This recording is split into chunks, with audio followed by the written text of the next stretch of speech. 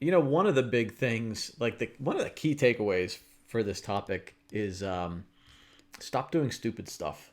I think like if I could sum up this whole thing and like the biggest thing that stops people, it's stop doing stupid stuff. Even myself, I've been trying to, lose weight. I've gained a little bit over the fall and over the past year or two anyway.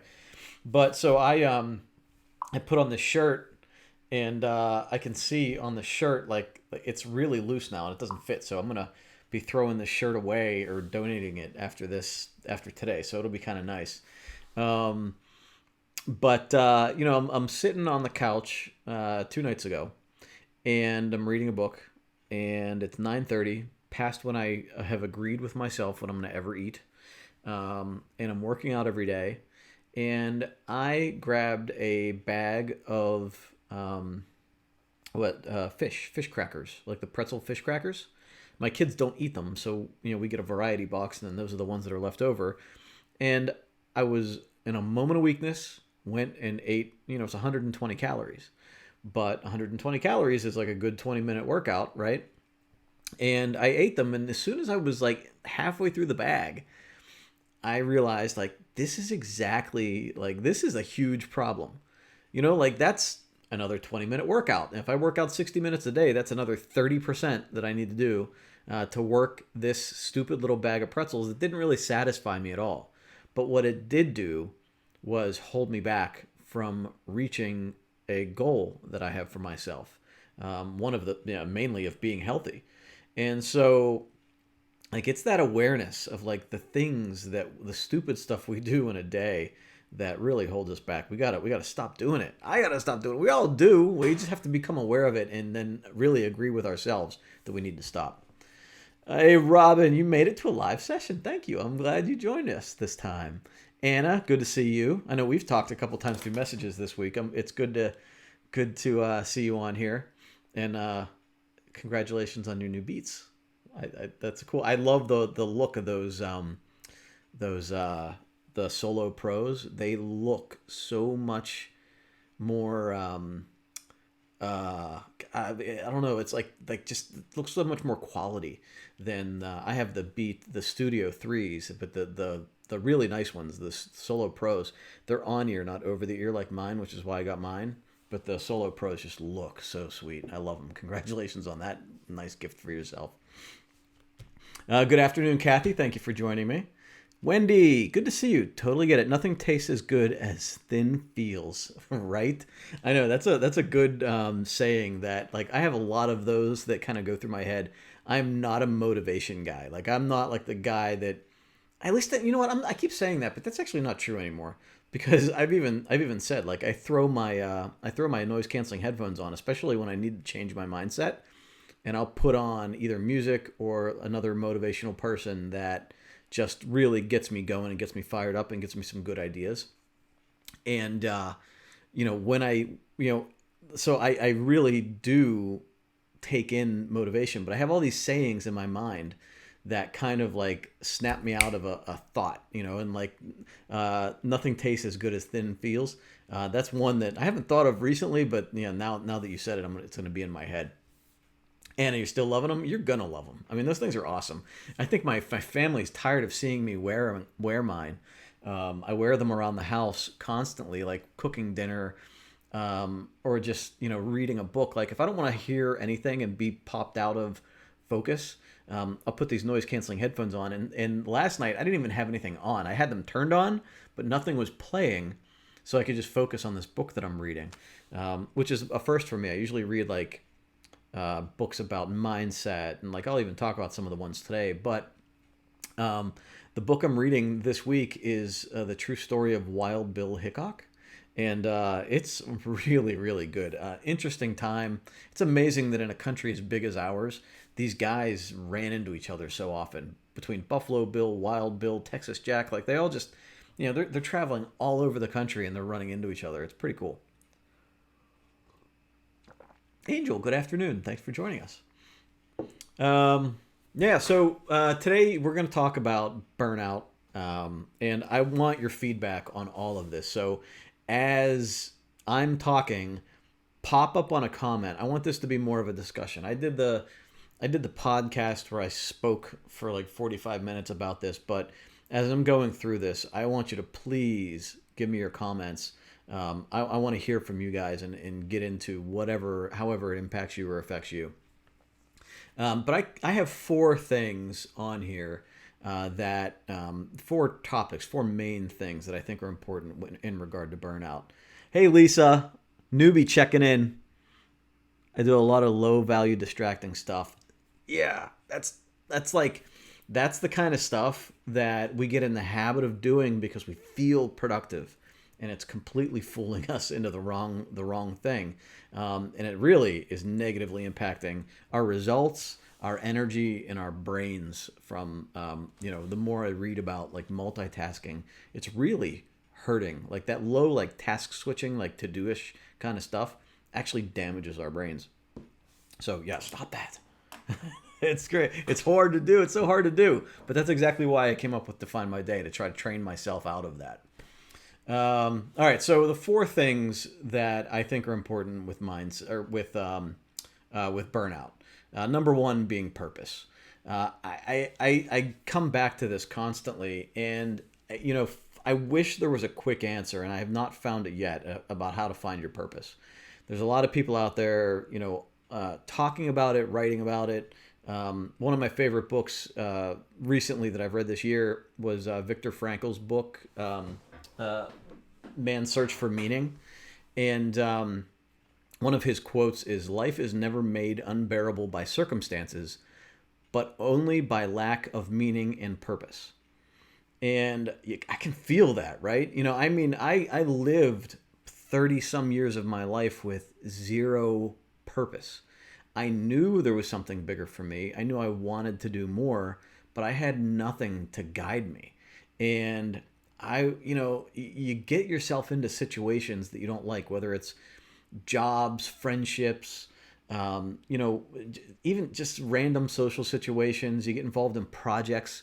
If you don't have a solid sense of purpose and what is good for you and what's meaningful for you, you can end up just doing some terrible stuff. And I've met people over the years, other parents of friends, or friends of my children, and you can see when they're just so unhappy with where they are in life, and it's all because they're not connecting like the things they do every day with a purpose.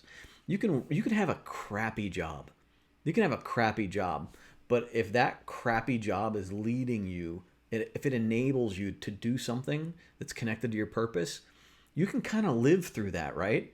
I mean, you can live through, 5 years of just working a shift and grinding it out, and none of your priorities have to do anything with your purpose, or I'm sorry, with your job. But if it's giving you money, if it's allowing you time to get educated, if it's giving you time, like to just giving you a launch pad to go into another thing, toward your purpose, then that's awesome, right? And you can look at that like I'm sucking this up because it's going to take me somewhere. But if you see no end to that pain and suffering in your job or whatever it is, then nothing has value, right? There's just no value to anything you're doing, and there's no value to the pain you're in. So you're going to just do whatever you can to avoid that pain.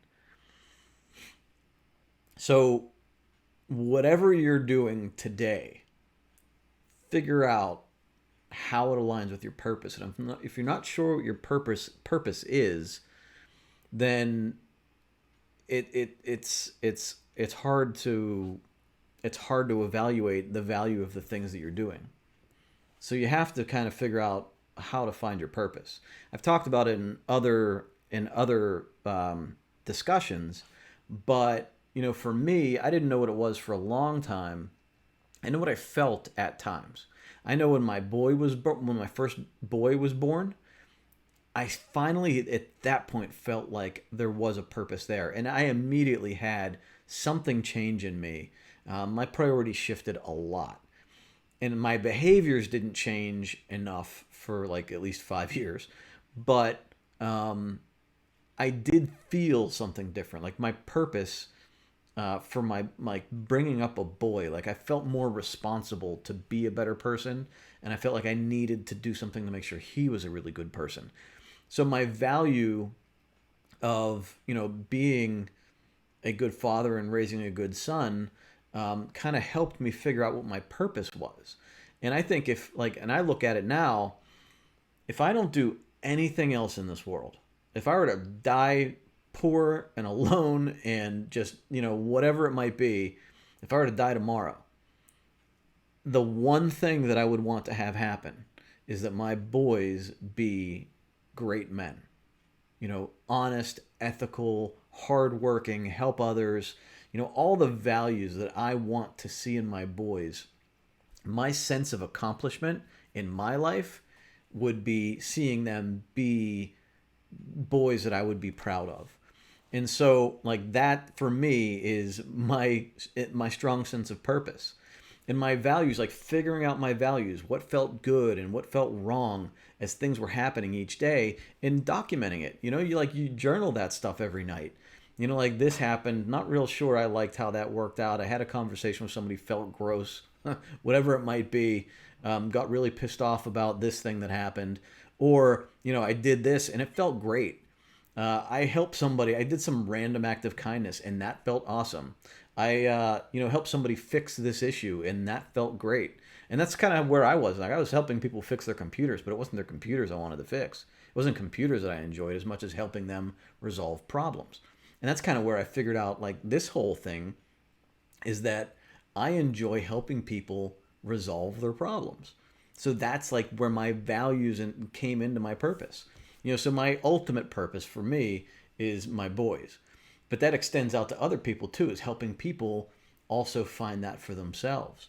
So that's kind of where I figured it out for myself. And it does change a lot of what I do. It changes the people that I hang out with. It changes the people that I respond to and how I respond to them. It changes really just like, how like the direction of any decision I make now is aligned with that ever crystallizing sense of purpose. Still not like 100% clear. I can't say like this is exactly what I want, but that sense of going in the right direction gives everything else meaning. And I'm willing to put up with some BS in the meantime, right? I'm willing to put up with earning less money. I'm willing to put up with, for a while I was willing to put up with being out of shape, working 2 jobs, running 2 different businesses. I didn't have time to work out. I gained weight. I ate like crap. My willpower was low. Now that's shifting. And now I'm willing to put up with getting back in shape and being hungry, except when those fish are calling my name. And I'm willing to put up with that because I know, a key part of this whole thing is me being healthy to live longer so I can be active and out there and see my grandkids and, all the things that I want. I'm willing to put up with all that stuff because I want to be healthy. I'm willing to put up with, the eating better and the working out. And eventually that turns into a more natural thing, but it's hard when you first get started. But that purpose is what gets you through that, so you don't quit. And so, the thing with like hard circumstances like that, like exercising or doing Define My Day, ask yourself, why should you put up with it? Why should you put up with this bad situation? If you have that crappy job, then the crappy job is maybe a stepping stone to something else. But if there's zero reason to put up with it, if it's not earning you more money, if it's not helping you get somewhere else in life, if it's not helping you support somebody important to you, if it's not helping you do anything for yourself and you're just slogging away and miserable, then you have to make a change, right? If you're in that miserable job is also causing you to be miserable everywhere else, you have to make a change. So, why am I putting up with this circumstance? If you're putting up with a circumstance that has nothing to do with your personal purpose, it's draining you and destroying many aspects of what you have going on in your life. And that leads to a question of, do I quit or do I push through and persevere? This came up in our group a couple of weeks ago or last week. Don't quit, never quit. And then somebody said, well, sometimes it's good to quit. And I agree with both statements. If you know it's good for you and you know that it's the right thing for you and it's leading you somewhere better, you can't quit. You don't want to get in the habit of quitting. You cannot quit on yourself. You have to keep proving to yourself that you are the person that sticks it out. And the more you do that, the more unnatural it will be for you to quit, even in the small things. Now, if it's something that, like I said, like that job that sucks, or a relationship or whatever that is not taking you toward your purpose, that's when you quit, right? That's when you don't persevere. So you want to get out of that as quickly as possible. So if it's leading you toward your purpose, stick with it. If you know you're on the right path, even if it's hard, you keep going because you have that sense of purpose. If it is not aligned, if you can look back on it, and again, this is a journaling thing, right? I figured this out over a long time as I would write down priorities, and then at the end of the day, look at the work that I did and write out how I felt and what progress I made, or what I needed to do better tomorrow. All of those thoughts helped me solidify, like, okay, that's something I don't ever want to do again. That doesn't align with where I want to go. I'm going to stop doing that. Or even like after a while, when I become aware of my purpose and things that don't align with it, I'll still, because of peer pressure or some feeling of obligation, I'll still agree to do things. And then I'm like miserable doing it because I'm like, this is nothing to do with where I want to go in life. And I'm wasting my time because it's stealing me away from what I really want to do. And the more you get upset about that, the more comfortable you're going to get with saying, you know what? No, I'm fed up with that. I'm not doing it anymore. And that's an important feeling to have and be aware of, and finally make that decision to say, you know what? No, I'm not doing it. Pamela says it's so easy to get caught into burnout when one has a it's so easy to get caught into burnout when one has a strong work ethic. And well, yeah, I get you. I'm going to try to read this and talk at the same time. You guys all know I have a problem with this. It's so easy to get caught into burnout when one has a strong work ethic and a sense of responsibility. Knowing when to step back is at work is challenging. I almost made it through that. And you're absolutely correct.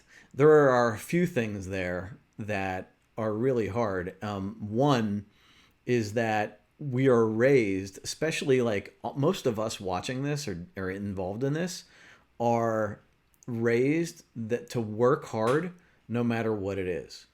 And I don't think that's correct at all. There are certain things that don't deserve our time and attention and energy.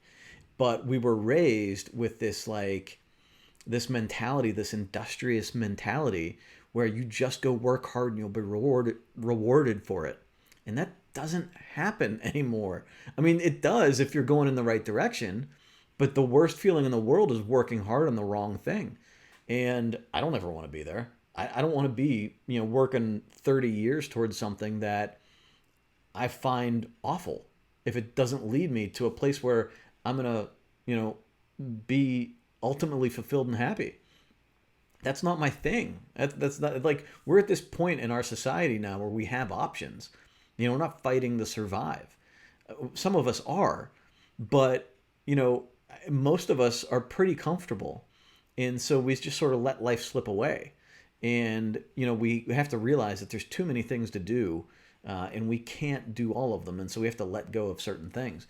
But that sense of obligation and responsibility you have, I have it too. I have it too. And that's telling somebody no in society, telling somebody, no, I can't do that for you. I have other important things to do.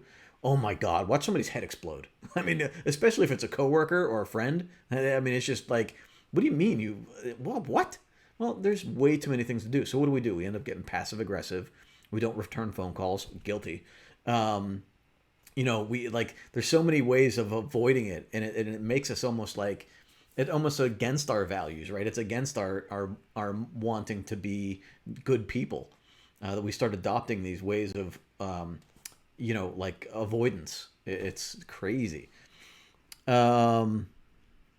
Knowing when to step back at work is challenging, right? Yeah, and that's, it's that, the stronger your connection to your purpose is, the stronger your connection of your goals and values, then the easier it is to sort that stuff out.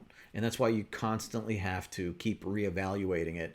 And I mean, daily and literally daily, writing in the journal, like, how you feel about what happened today. And the more you get intimate with those thoughts, the more you start to understand. But if you avoid getting deep into that, then it's too hard to navigate. Hi, Carrie. Somebody I scrolled too fast here. Hi, Mary Kay. Good to see you. Thanks for joining us. Anna says the best thing I ever did in my life was raise two amazing children. I am so proud of them. Looking back now, I wish I had the benefit of defining my day to focus all of my parenting and family life. Yeah, I know, me too. I wish I had it, when my son was born. I wouldn't have missed so much of his life that's already passed by. Now, I'm making corrections now, but it's man, yeah, it's tough. I feel bad for people when I see that like they're missing things, and it's hard to bring that awareness around, and one day they're gonna wake up and go, where did it all go? That I'm doing that now. I'm looking at my kid going, oh my God, he's gonna be driving in 6 years. Like it's going by so fast, and so I really need to soak up those moments. And yeah, I can't even think about it. You're gonna get me all misty here. Good afternoon, Faith. Wendy says, okay, here's a challenge for you. My job is 85 to 90% reactive. Yeah. So planning my workday is tough enough. When I'm in the office, I have a construction manager who helps me out a lot, and he has decided that sitting in my cube for a couple of hours, chatting, complaining about others, discussing stuff, etc., is okay. And that's not okay. I listen and keep working because I simply don't have the time to give up. He's very sensitive, so I don't want to say anything and cause him to stop helping me. I value his contribution and am willing to sacrifice some time to keep him happy, but it's gotten out of control. He's draining my ability to be productive. That's hard. You like the guy, I'm sure. He's helpful, but his exchange is, like what he's looking for in return is an ear to bend and to commiserate with, right? That's hard. Giving anybody feedback is incredibly hard, especially if they're sensitive or reactive or what's the word? Defensive, right? That's a really hard thing to deal with. And it's like you want to say to this person, I really like you. I appreciate you. I like talking with you, but we need to set a boundary here. I can't. I need to work. I have a lot of things to do, I can't talk about this stuff. Blah blah blah. I am totally messing up that discussion right now. It's one you have to think through and maybe even bounce it off of somebody else that you trust that can help you out with it and have like role play almost. But the thing that what happens here over time is that you're going to get resentful. You're going to get behind, you're going to get more burned out, and you're going to get resentful. And then this relationship with this person is going to deteriorate, or you are going to deteriorate. So I've found that the best thing to do in any of these situations is to be upfront as early as possible and kind of set a boundary. And you can be incredibly kind about it and say, hey, Mike, or whatever his name might be, hey, Mike, I really have to focus on this right now. Can we talk, 2:15 I'll be free. Can we talk for 15 minutes then? Then you've kind of like set like at 2 o'clock I'm available, or 2:15 I'm available, and we have 15 minutes to have that discussion, right? It's hard, and you might take you a while to get around to that, and you have to come to this place where your stuff that you need to get done in your own health is more important than this person's feelings, about the situation. Not trying to hurt his feelings, but knowing that like his stuff is his stuff, and his stuff is things that he needs to work on. So you have to be healthy for yourself and explain to him that, this is where you stand, and then let him feel whatever he needs to feel, right? And be soft about it. Be soft, but you still have to give him the feedback, because it's just going to wear you out, and then you're going to be in a place where you regret seeing him, and you may even try to avoid him. And you can be subtle. I mean, you can have like a real slight conversation, like a light conversation with him about it, and say, look, I really got to focus right now. Can we talk about this later? Like you can try to do that. I know it's hard to do, especially if the habit's already started where he's sitting with you. But like with my headphones, I'll throw my headphones on, and then whenever somebody starts talking with me, I'll pull them off, have the conversation, and then like try to get back to work. Right? I mean, with my boys, it works very well. Hey guys, I'm busy. What do you need? And then you get back to it. Right?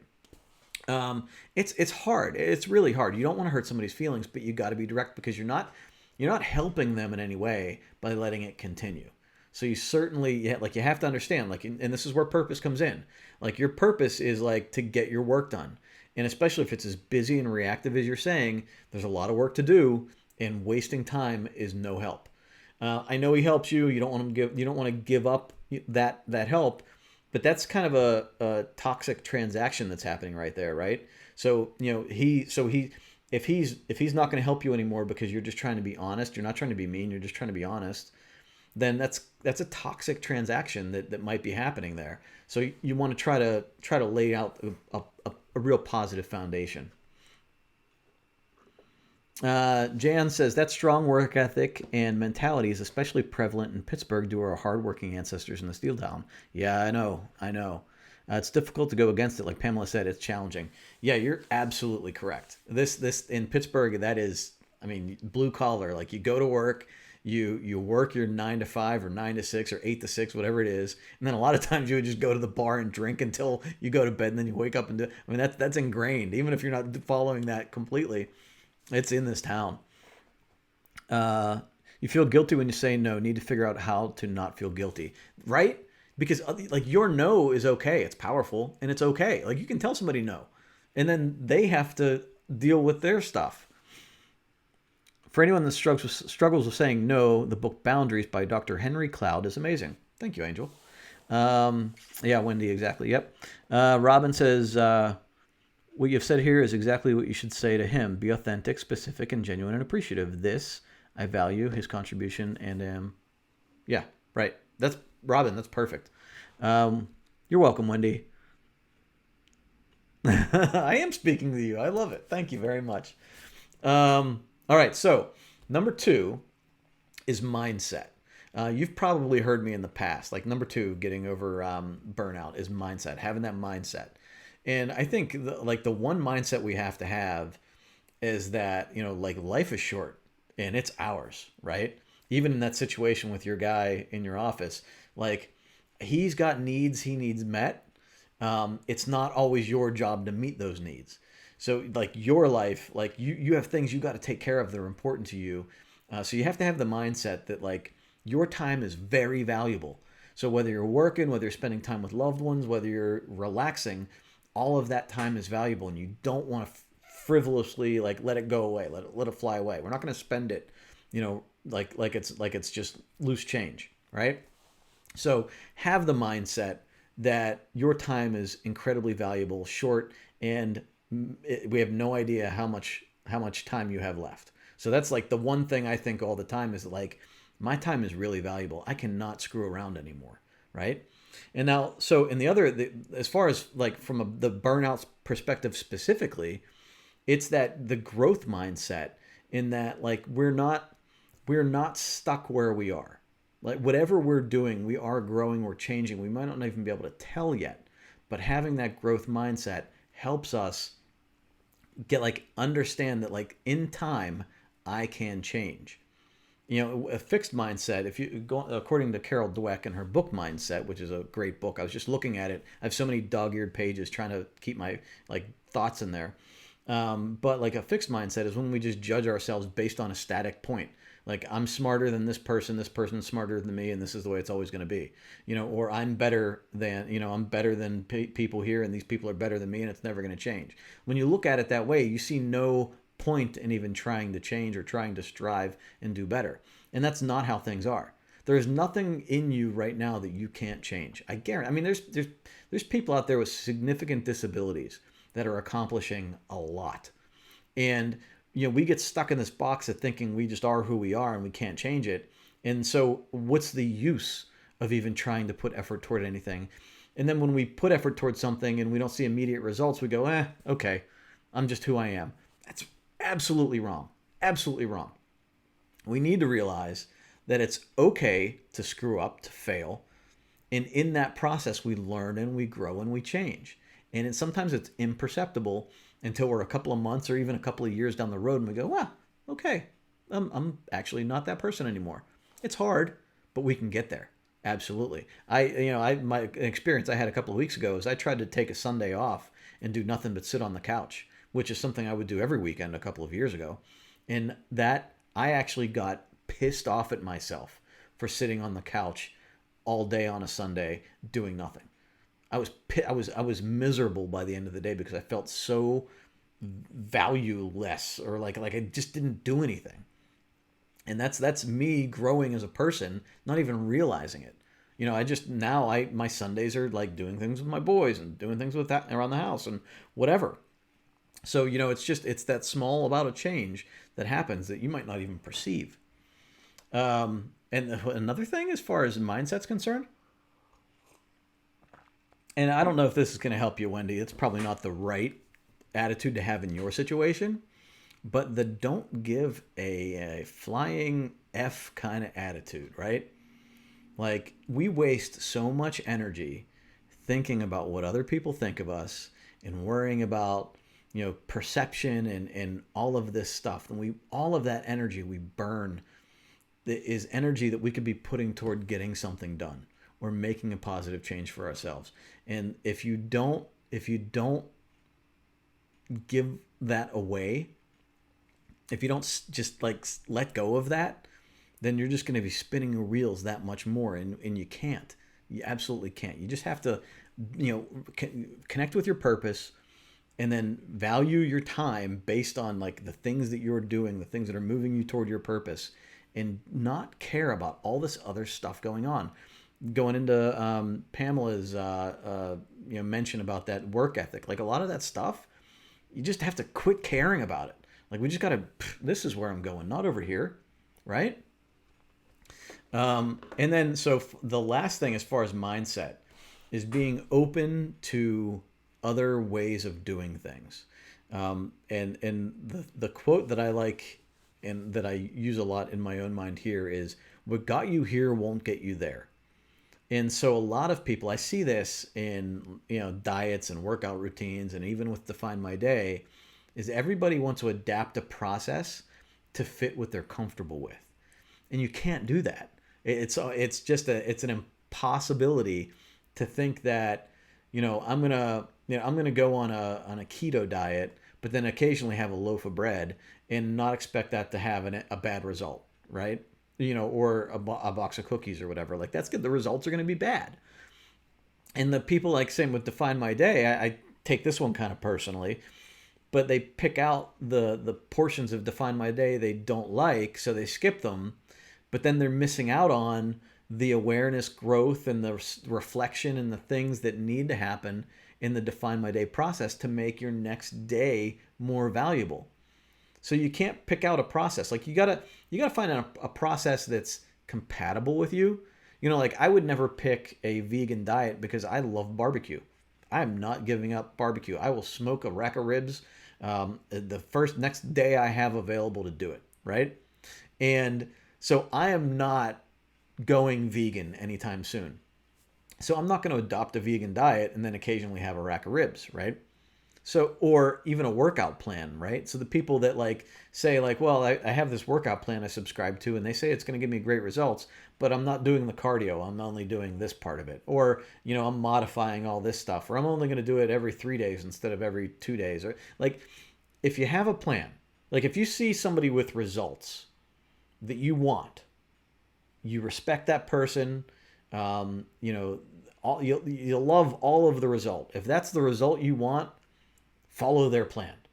Same thing at your job, right? You've had that one person you probably can think of that you respect. They climb the ladder. They treat people right. That's the person you want to emulate. If you want to get to the same place they are, you follow their process. They already did all the hard work. You don't have to reinvent the wheel. They did the hard work. So you follow their process to get there, whether that you take them on as a mentor, you just add a couple of tips, whatever that might be, but you follow whatever process they lay out for you, and then you can avoid all the pitfalls that they may have gone through. The easiest one for me that I recommend as far as that is following the process is the Miracle Morning from Hal Elrod, right? Man, I was screwing around with my morning routine for years, waking up at different times, trying different things, whatever.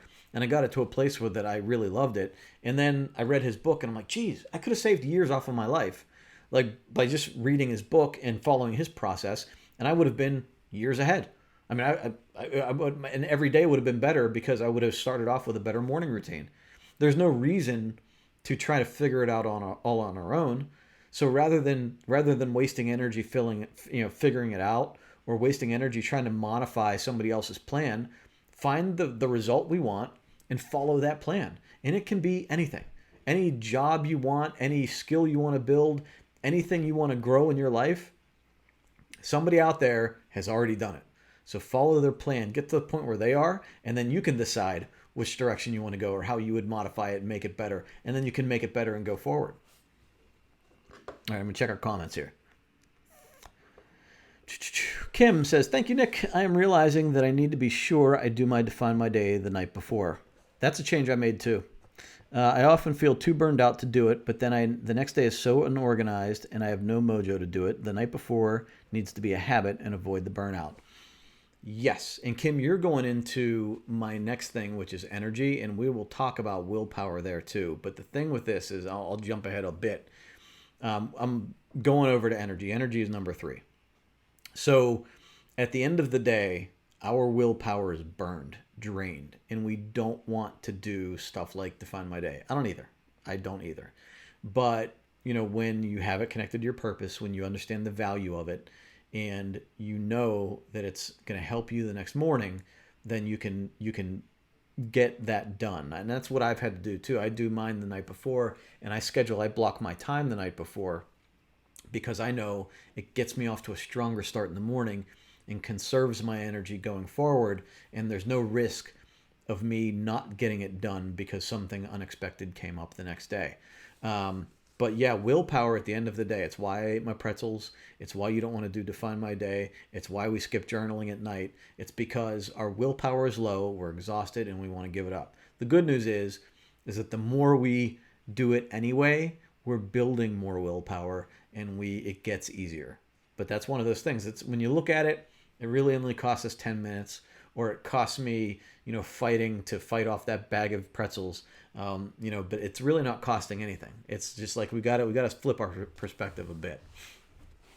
So in energy, the big thing with energy and burnout and how it all relates is that we are most efficient when we are in a deep flow state, and when we are in focus and concentration, and not multitasking. We are working efficiently and our brains are just rolling, right? We're just in it. And like athletes get into this flow feeling. If you've ever been on a project and, just been working hard and looking up, and you realize it's like an hour later or 2 hours later, that's been a flow state. You're just locked in, right? It even maybe happens when you're exercising. Like you go through this period where you just kind of maybe like a runner's high and you're just focused. That's something that in our society now, we're in the habit of not doing. Now we tend to, we got into this multitasking craze, which doesn't work. And in fact, it's not multitasking, it's task switching. And they're saying now that it's actually damaging your brain when you do that. It's training your brain to never get into deep focus. It's always inefficient because you're switching from task to task, and you're never doing like real good quality work. And so, what we want to do is stop running with a parachute. We want to like stop holding ourselves back by setting ourselves up for success and conserving our energy. So when we talk about multitasking, I'm going to go down this list of negative things about multitasking right now. Basically, the overall thing with multitasking is you're expending more energy than the result you're accomplishing. And so when you're doing that, you're just leading to burnout because it's costing too much to do what you need to do. It reduces mental performance and efficiency because, again, you're constantly switching, never getting deep. It compounds stress and creates anxiety. So imagine this is that like you have this list of 5, 10, 15, 20 things you need to do, right? There's all these things. And so you're doing a little bit of this, you're doing a little bit of this, and then you're getting a little bit of this. And all of these things, none of them are getting done. You're just chipping away at them. It's almost like a Tetris game. Like it always keeps coming down, and we're not really getting anything accomplished. And so as we're switching between things, our brain is taking the energy to reorient itself towards this other task. And then we're taking care of it. And then we're taking the energy again and reorienting it towards another task. And so we're burning much more energy making those switches. But then we also have this crushing weight of all of these things coming down on us. And we're not taking care of any one of them. And as this builds and we're not accomplishing any one thing, and as we're getting more stressed and more anxious, we're burning more energy. We're burning willpower. We're burning concentration. Where the quality of work is getting poorer, and it's just the cycle continues, and it leads to this crap that we feel like this just overwhelm this overwhelming sense of like I can't get out from under this.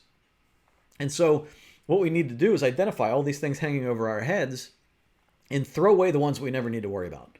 Stop doing them, give them to somebody else, whatever.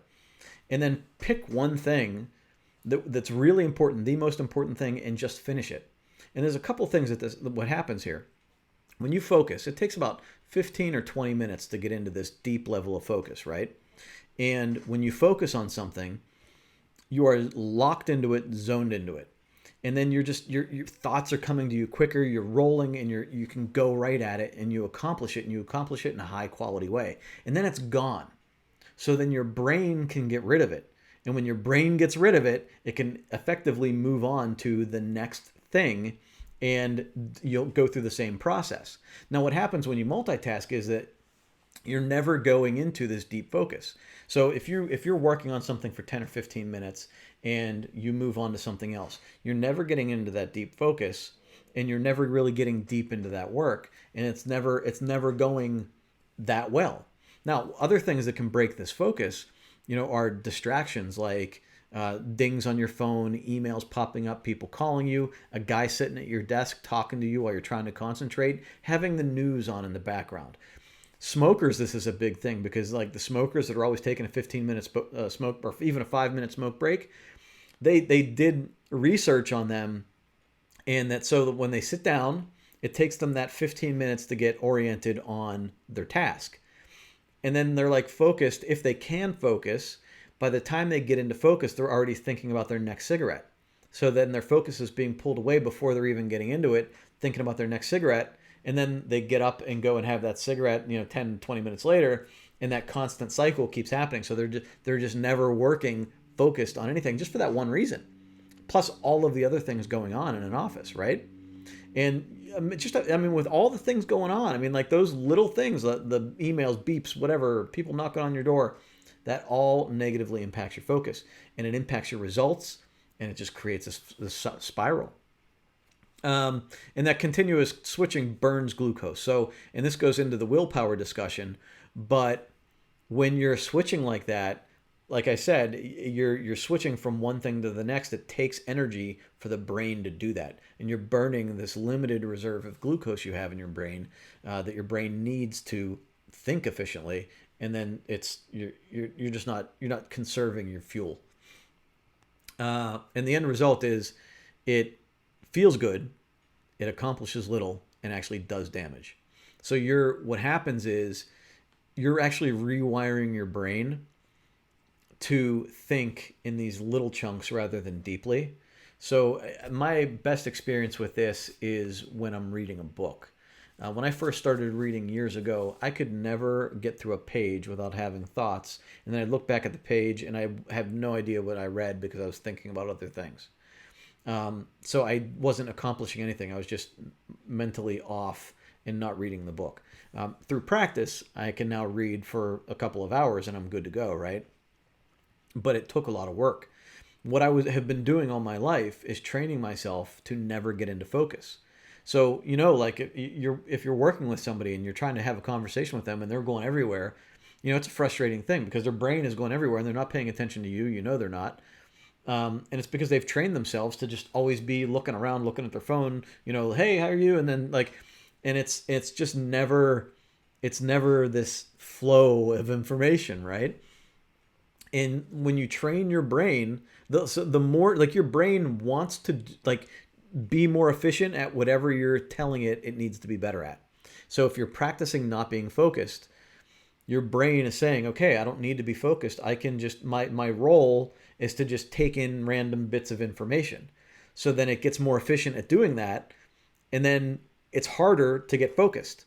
And so the further away you get from a person that's focused, the harder it is to get back to being focused. That's why it's like anything like meditation. My first 2 minutes of meditation that I ever did felt like forever because it was just so foreign to me. Now I get through 20, I'm actually not too bad with it. But that took a lot of work. The good news is that over a couple of weeks, it actually gets easier pretty quickly. And they've even shown on brain scans that meditation specifically will grow brain matter in the different areas of the brain that show focus and awareness. And it happens in like 2 weeks. So you can make positive change very quickly by focusing on something and practicing that. So one of the ways that I deal with this whole focus issue is to try to compartmentalize the things that I have in my life. And we do this with Define My Day naturally through the process. So we define our priorities. These are the things that take us toward our values and our goals and our purpose ultimately, right? These are the things that matter for us to get done today. The other things that we have are busy work, which is the things that feel good to get done, but really don't matter. Busy work is like the stuff like we always talk about doing laundry because it needs to be done, but it's not a high priority thing, right? Nobody's going to say, man, they did laundry really well. But it still needs to get done. But it's one of those things that when you're already burned out, you do. Like when you're already like I don't have any more mental focus ability, I'm going to go do something now. That's your busy work, right?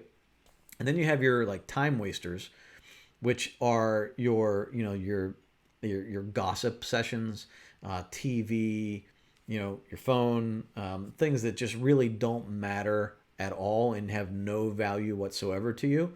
That's your time wasting stuff. Now, again, it feels good, gives you that dopamine hit, but it's stealing your mental energy. Again, do this stuff at night. Do this stuff when you're already drained. Don't waste your good prime time on doing this stuff. Email I categorize as a time waster / busy work thing.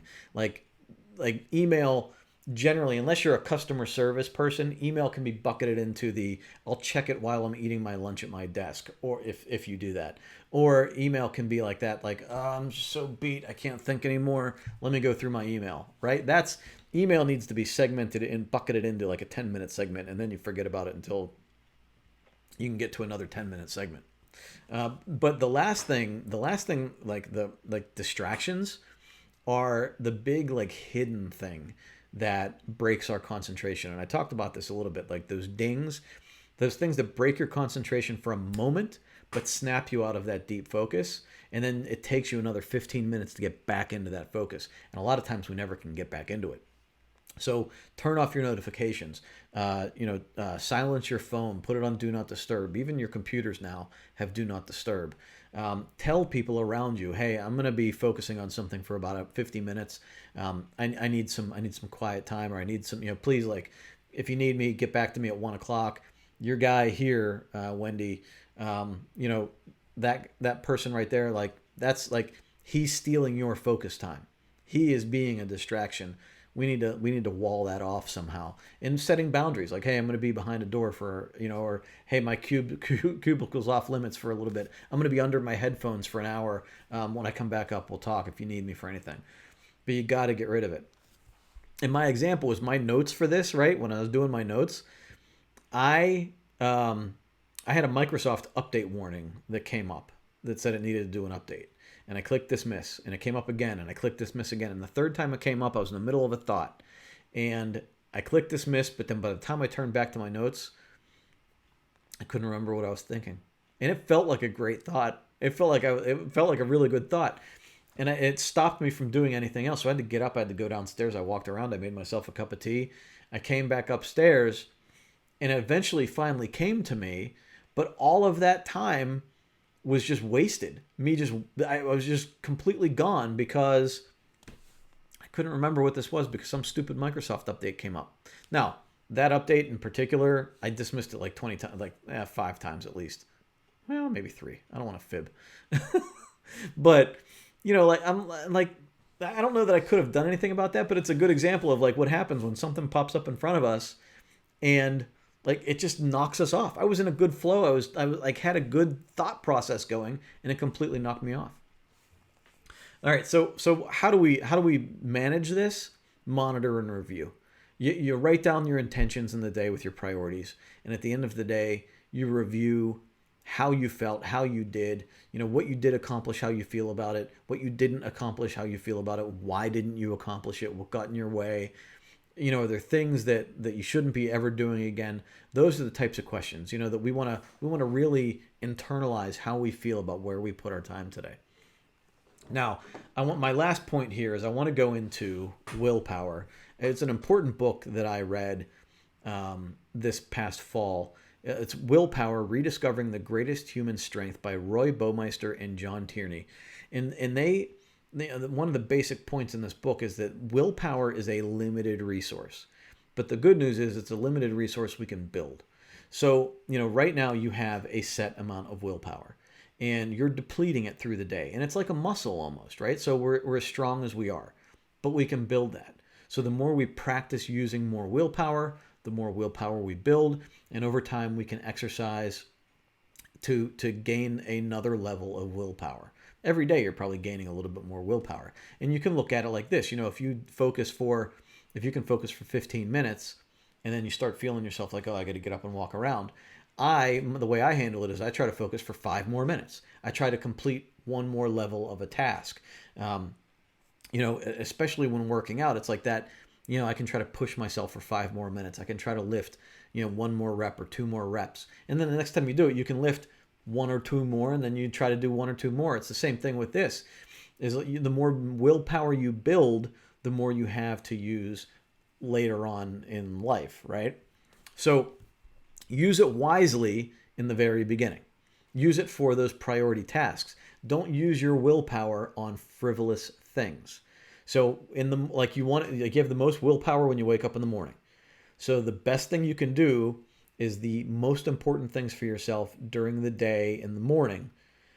Do those early as you can, and then your willpower as it's depleted through the day is, you can spend your time on the things like email or laundry or whatever the nonsense is later in the day, gossip, all that stuff, right? Drama. There's all these things that we don't want to ever have to deal with.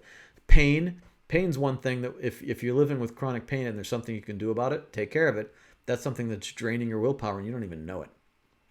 Stress, worry, drama, like all these things, all these frivolous things we put our minds into, they're draining us.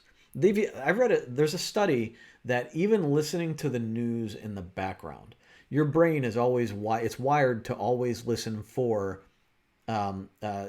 conflict or something that's dangerous, right? Something you need to be aware of.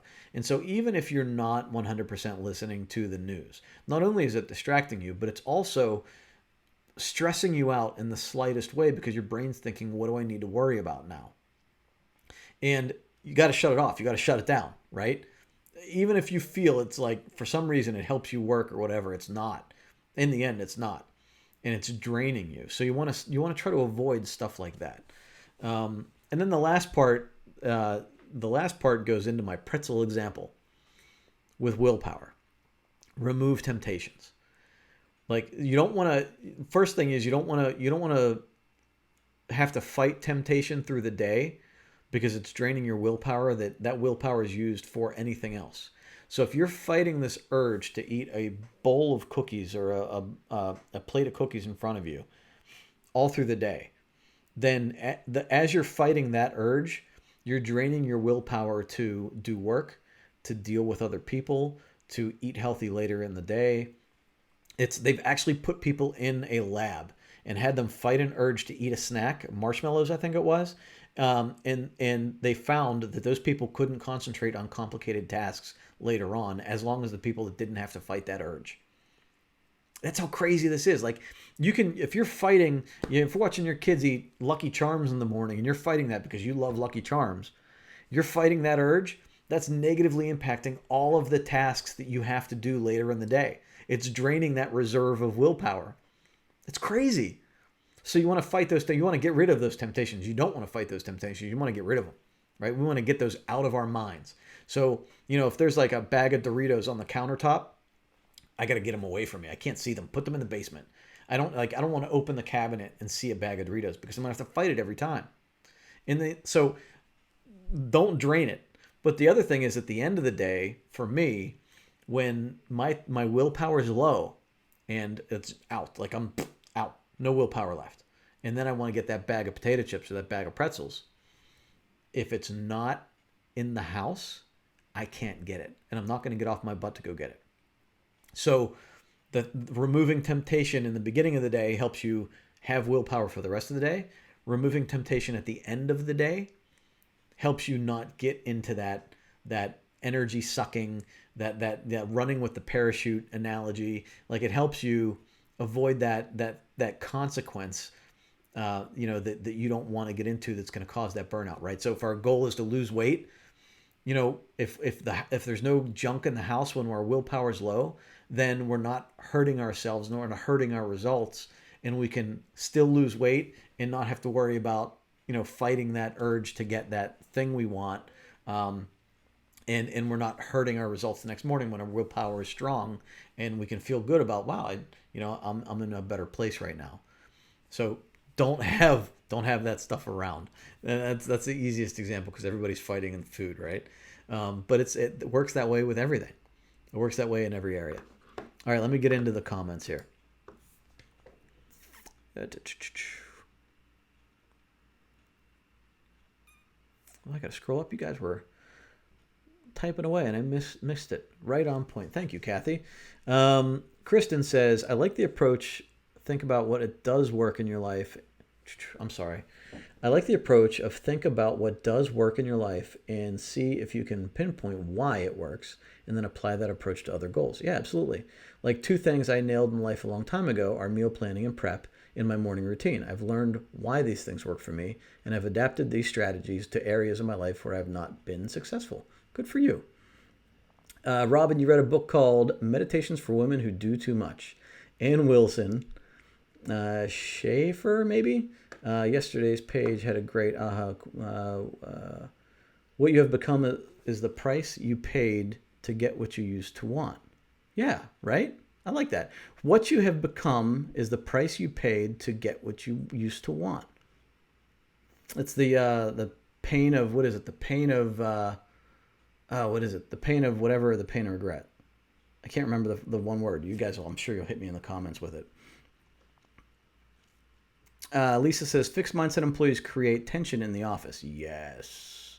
Staff members who want to do things their way or do things the way we have always done things, with refusal to grow, change, learn, and teach, it burns people out to go up against the fixed mindset thinkers. Absolutely.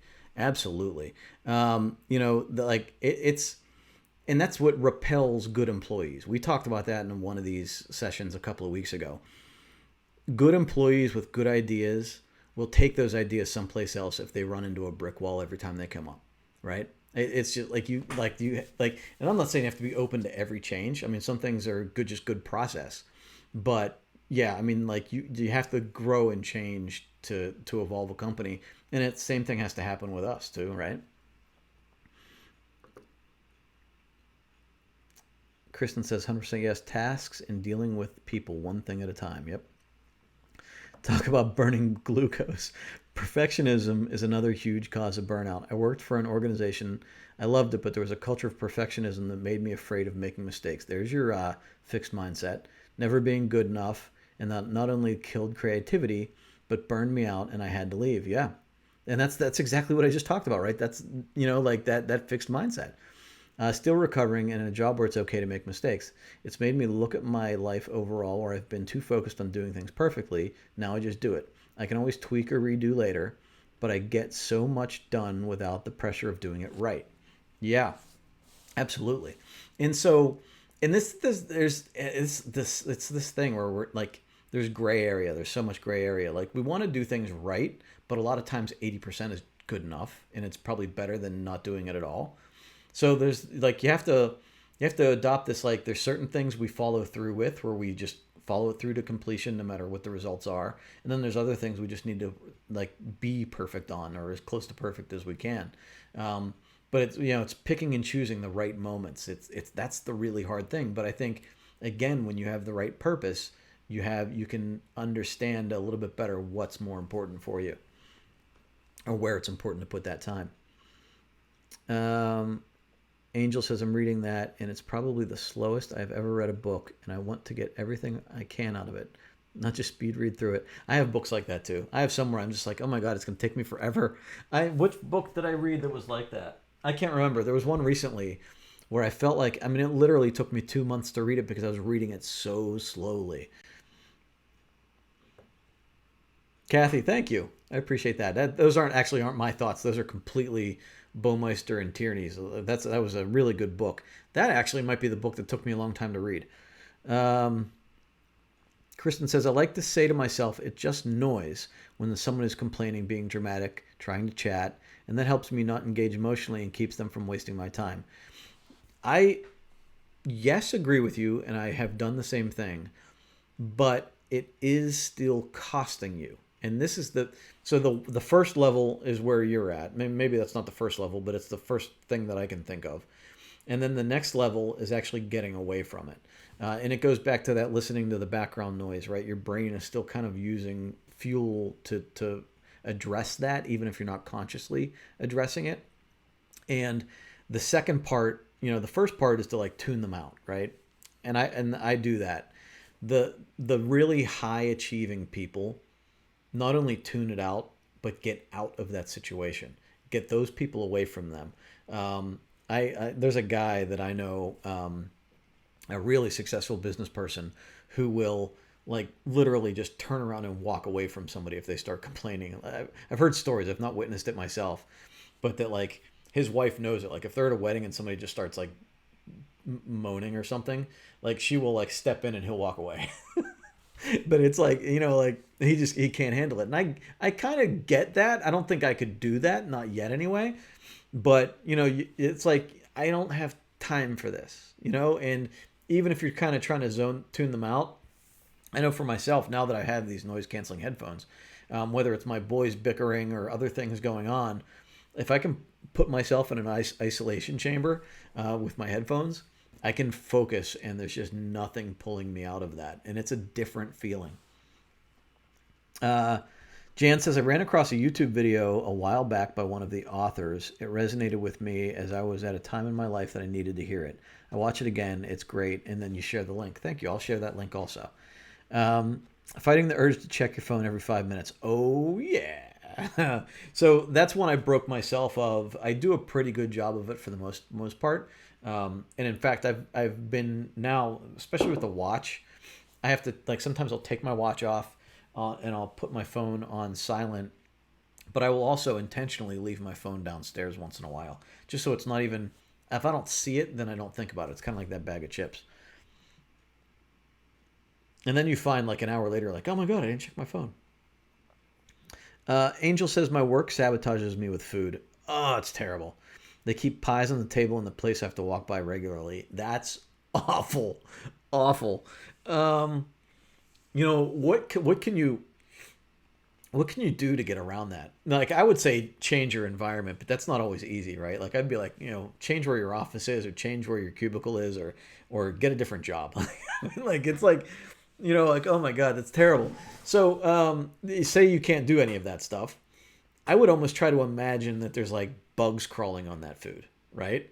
I was watching a video online and somebody was taking a video of a woman in the snack room who had like a chocolate cake and she was picking at it with a fork and then like putting it on her plate, but then she would take out like a liquor fork, like put it in her mouth and take the cake off her fork and then put it back in the cake and pull more off and like had her fingers like in her saliva all over it. Oh. And so if you can picture that, That's enough for me to never eat that pie again. I don't know. I don't know. Maybe it's not for you, but that would be enough for me to never see that pie. So like that's the thing. But I get you. Like my dad in his office would have donuts like every other morning. And I'm like, Dad, no donuts. And it's just, like it's just that I get you. Like the Doritos, I got to put them away because I will eat a bag of Doritos. So I feel you. I feel you. And I can't tell my kids we're never getting Doritos. It's just not going to happen. It's that fight we got to fight. Um,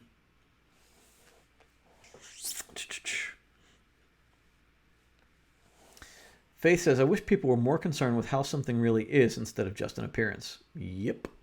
Yeah. I mean, that's unfortunate, but I think there's people that are out there that actually do care. It's just not as common as we would like it to be. But I think there are pockets of people. And, it's a matter of I think it's a matter of being authentic and finding the people that you really mesh with. And it's hard. I know it's really hard. I have the luxury of not working in a big company. So, I don't have to live in a bad culture at work. And I know it's it's not something I enjoy. In fact, I had a dream the other night remembering like a high school crowd that I wanted to be involved with and just like trying to edit myself. And I had memories of trying to edit myself and change who I was to try to fit in. And that's a terrible feeling. And so when you have people around you at work that are just not conducive to you making a positive change, it's rough. Kristen's unfortunately in a job where I can't choose my door or walk away, but do after my office hours so I can throw off those time wasters. Yep, I get you. I get you. Yeah, it's hard. It's really hard to find those pockets because you want to do better, right? And I think that's probably a frustrating thing for a lot of people in companies. You want to do better, you want to get healthier, but the people around you aren't on the same page. So you got to find your pockets where you can do it for yourself. Just work from home more often. Absolutely. Do that. If you have that opportunity, do that. I realize that I look at my phone less and more in the moment with others. I'm surprised now when someone else mentions something on the phone. Yeah. We've done that at our house. No phones at the table anymore. And it's mainly my wife and I because my kids don't have phones. But no phones at the table anymore. Try to be more present in a lot of different areas. But it's funny. I was just watching a Simon Sinek video on YouTube, and one of the things he mentioned was be present with people. Like, you ever if I were up here holding a phone in my hand, even if I were never looking at it, you would subconsciously think that I had something more important than this talk going on. And he's like, you ever see somebody in a conference room and they have their phone upside down on the table, that they're just waiting for something more important to come up. It's just and it's. Constantly phone checking and blah, blah. You're never in the moment. And other people know you're not in the moment. It's not easy. It's not easy to deal in that whole situation. It's not easy to break the habit, and it's not easy to deal with other people. So then the last part of this, with the fourth thing with burnout and how to avoid it, is to measure your progress. And I don't think you measure your progress every day. I think you understand that you're making progress every day, but don't try to check it against any fictional expectations. Don't judge yourself today versus yesterday. We're judging ourselves today versus 6 months ago or a year ago. And so, understand that you are consistently going to grow and change as long as you put the effort. Well, you're going to consistently change no matter what. Are you going to consistently grow? And time again, the people that are successful in anything are the people that persevere, that consistently strive to move forward. There's that graphic that we posted in the group a long time ago. I'll have to repost it. It's this slope where it's a 0.01% improvement every day. And it just looks like this. And every day you do that 0.01% improvement. And then you start going like this. And when it's that hockey stick effect where it's just it's imperceptible. And then one day you're going sky high because of the compounding changes that you've made and the compounding improvements you've made.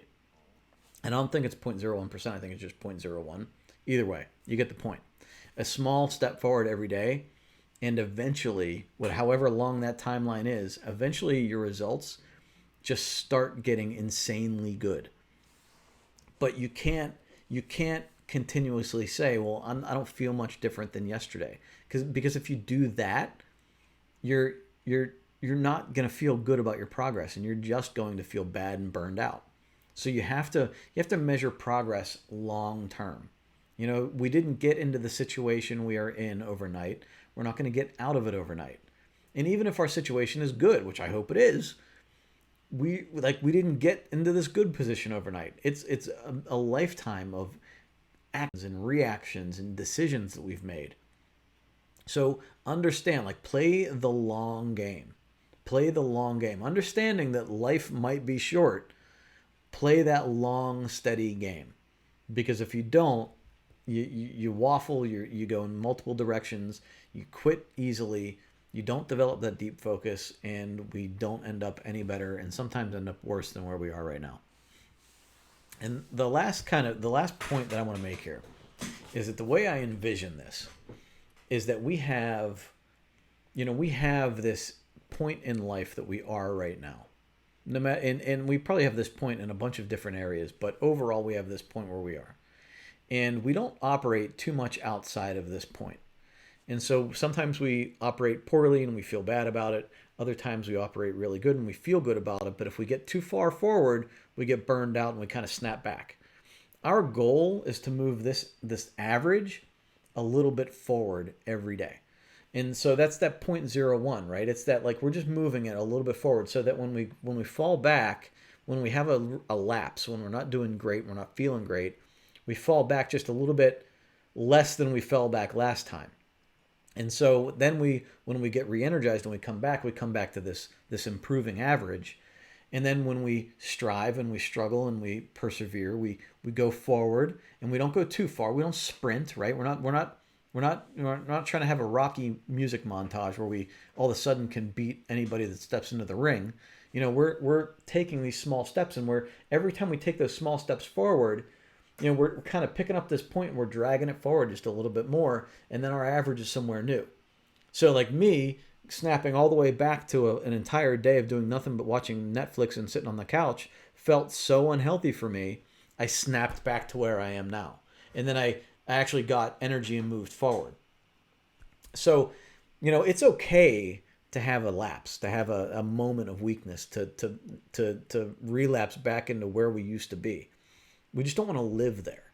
We got to come back. We got to regroup and come back, and then grow a little bit more. And then eventually that point that we relapsed to last time is going to feel so foreign. We're not going to be able to get back there again. We just keep moving forward and get further and further away from that old point where we were. So understand that this is a long growth game, and no matter what you're doing, whether it's health, your job, any of it, this is a long-term game, and you can do fine. You just gotta keep going. Kristen says, I carry around my Define My Day journal like I used to carry around my phone. Helps me stay focused, for sure. Kristen, I find that when I am not doing Define My Day well, and when my days are off the rails, it's when I didn't carry it around. When I was working, I was in a real good habit of carrying it around, and then when we started working out of our house, I was carrying it around the house. But then I got a little bit lax doing that, and that's when my days started not when I look at it at the end of the day, I was like, wait a minute, I didn't do this. I had to be in the habit of continuously looking at it, even if it was just sitting there open on my desk. Just glancing at it just kept me on target. We need to be in a direction, and sometimes we just need a little bit of a nudge to go in the right direction. Kristen, thank you. You're welcome. All right, we are over an hour, so I appreciate you guys sticking with me for so long. I want to give away our free gift card, so I'm going to do that now. I'm going to pick somebody randomly in this comment stream that I see here. If you guys still have comments, please let me know, and I can, or if you have questions, let me know, and I can certainly answer them for you. All right, let me see. Let's go to this person here. That's Kristen. Congratulations, Kristen.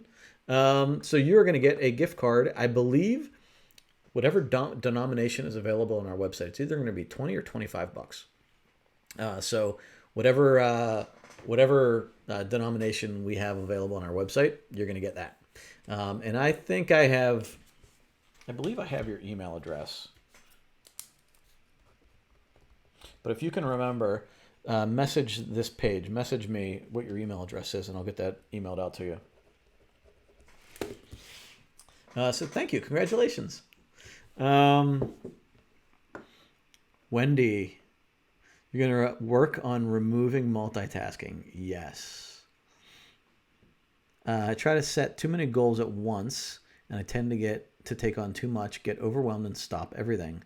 That whole New Year's resolution, ambition, and February failure phenomenon, not just food, exercise, but everything. I feel you. I know, because everybody's like, okay, New Year, let's go, let's hit it. I mean, we're looking at all of the things on our list. I mean, we have literally 30 things we need to do in this company right now. And there's no way we could have done it. So it's not even that these aren't priorities. It's just they're not priorities right now. So we had to put them off. And some of these things are put off until 2021. But, I look at these things and we revisit them every week.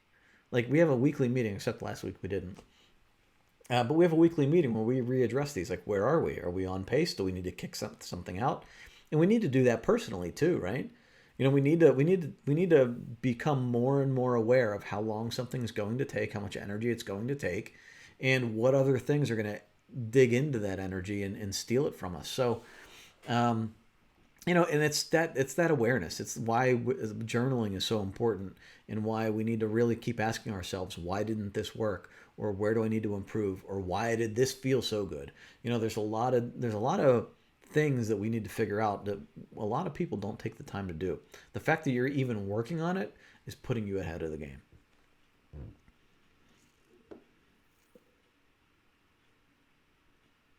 Wendy says you like listening live. Love listening live. Unfortunately, I have to get back to my reactive multitasking, constant distracting, disruptive job. Hey, I'm sorry. And if you want to come back and watch the end of this, you're welcome to. But good luck. Work on removing multitasking. Kristen, you're welcome. You're welcome. Congrats, Kristen. Awesome. Yeah. Robin, time to reset and start again. We can all be successful. Absolutely. Absolutely. Pick like that, get with all of this. Don't do too much. And that's, maybe did I even talk about that? Maybe that's like, don't overload yourself. Don't take on too many things. Understand that we are where we are. And this is, again, the long game. Pick the most important thing and do that one thing first. Accomplish that. Get a good rhythm going. Get a success. And then as you build up successes, you kind of get addicted to that. So whatever you're doing, whether it's health, whether it's exercise, food, something at work, whether it's even define my day, build up successes there, and then build on that. So like instead of it being like this big bunch of stuff that's coming down, actually maybe it looks like this. So instead of you being here with all of this stuff and you're trying to whittle away all the stuff to get up to here, maybe it needs to look like this. And you're picking away at the first thing that you have right in front of you, and then you start branching off and hitting all of these other things, as your priorities, as you're tackling priorities. So you have this big stack of things. Pick one thing. That's actually a point from the Willpower book, is that a lot of people try to do a lot of stuff at once. Especially in the new year, we try to do a lot of stuff. And it's all draining, and it's all draining this one pool of willpower from everything else. So it's why people that start diet and exercise tend to fail at both, because especially if you're exercising, your body is burning glucose and you're burning willpower. And then when you come home, you just want to eat because your body wants to be nourished and fed. And so you're just it's this cycle of okay, now I'm too tired and I can't fight food. And if you don't eat enough, you're too tired, you don't want to exercise. And it's just like you're trying to tackle way too many things. On top of that, you're trying to tackle maybe goals at work. You're trying to tackle, not spending as much money. You're trying whatever all these things you're trying to do. Quit smoking, whatever. There's too many things. You don't have all of the willpower to tackle all of that. So what you want to do is pick that one thing and be really good at that one thing, and then add a second thing and get better at that second thing, and then add a third thing and get better at that third thing. And as you build that momentum, as the train starts coming out of the station and then you start rolling down the track, then all of a sudden you can't be stopped. But you don't want to start like, you don't want to tackle a bunch of stuff immediately right now. You're just going to get crushed under the weight of it. Trying to reply to Robin. I've come to find that January and February are way better, and rest and reflect, not push too hard. Follow nature's lead. Winter is a period of rest. Push harder in the spring. I kind of like that. I think that goes to kind of what I was saying, is that, we don't want to, don't come out of the gate. Especially for me, I know I was eating poorly. I wasn't exercising quite as much as I normally do. And then we have all of these things that we need to do in the beginning of the new year. So, don't try to pack more on, because I'm chuckling at myself that I said moron, because that's kind of how I feel when I try to do too much. But you want to, you want to take one bite at a time and build momentum, not try to sprint out of the gate. You're going to exhaust yourself. Of course, you're going to be burned out. Making a note on my calendar. Excellent idea. Cool. Prioritize goals. Yes. Funny, that multitasking thing. I have a friend who's a CEO, won't hire anyone who proudly proclaims they excel at multitasking. He equates it with a lack of focus and mediocre at everything. Absolutely. Jack of all trades, master of none. I remember multitasking. I came into the corporate world when multitasking was the buzzword in open offices and all that crap. And it's all awful. Our brains do not work that way. But you're right. Anytime when we actually do the same thing, when people send in resumes, and this job and my old one, when somebody would say great multitasker, I didn't necessarily reject them immediately, but I always thought, oh boy, here we go. That was always my thought.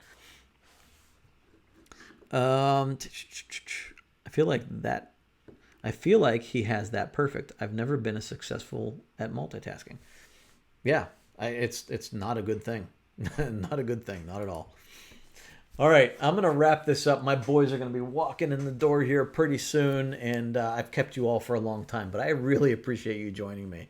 I'm going to have this posted on on our YouTube page. It will live here on this page also, so I love that you guys are all being here. I love all the comments. I love the discussion. Thank you very much. We will post it on the podcast tomorrow morning. It'll be released, I think, 3 a.m. So if you have the podcast app on your phone and you want to listen to it there, you can do it there too. Thank you, everybody. Congratulations, Kristen, on the gift card. Have a great day. Remember to avoid burnout. We want 4 things. We have 4 things, right? Live toward our purpose.